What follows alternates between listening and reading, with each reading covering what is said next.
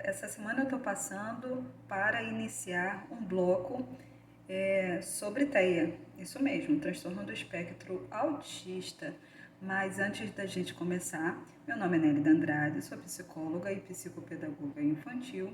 Então, se você puder deixar o seu like e compartilhar esse vídeo, inscreva-se também, pois semanalmente vou trazer conteúdos desse primeiro bloco envolvendo o tema TEA, tudo bem? E se você quiser deixar seu comentário para tirar alguma dúvida, será um prazer, tudo bem? Então, antes mesmo da gente começar, falando no assunto propriamente dito, quando se fala em TEA, a primeira coisa que, no momento em que se recebe diagnóstico, que o especialista vai passar é que, olha, o TEA, ele não é uma doença, é um transtorno do neurodesenvolvimento. Então, partindo desse ponto, vamos exatamente começar por aí. O que significa transtorno do neurodesenvolvimento?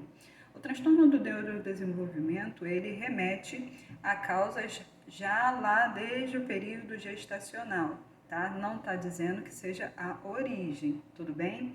Mas ele já vem apresentando desde o período gestacional e é possível você observar desde já os primeiros meses de vida.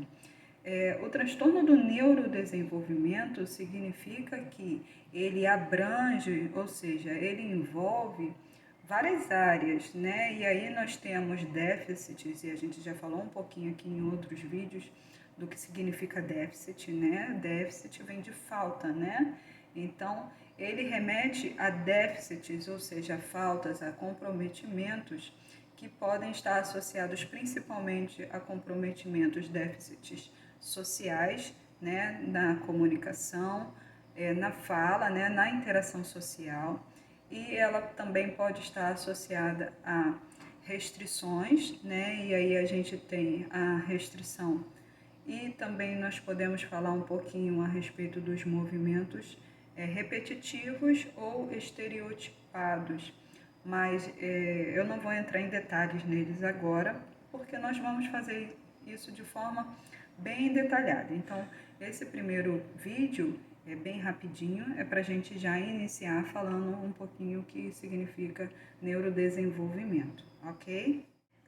E aí, quando a gente vem falando do neurodesenvolvimento, né, a gente está falando aí de neuro, né, que remete aí a neurônios, isso mesmo, e desenvolvimento, ou seja, a gente está falando de um progresso dessas etapas, da aquisição dessas habilidades de forma progressiva. Então, o desenvolvimento das habilidades cognitivas, das habilidades motoras.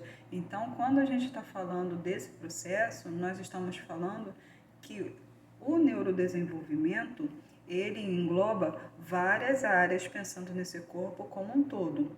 Por isso que, principalmente, o TEA, o transtorno do espectro autista, ele vai apresentar déficit em várias áreas. E aí a gente vai observar a parte de cognição, a parte motora, pode ocorrer na parte cognitiva, e aí a gente está falando que pode ou não haver prejuízos cognitivos, e aí a gente está falando, vai falar também a respeito das comorbidades, né, com ou sem a presença deles.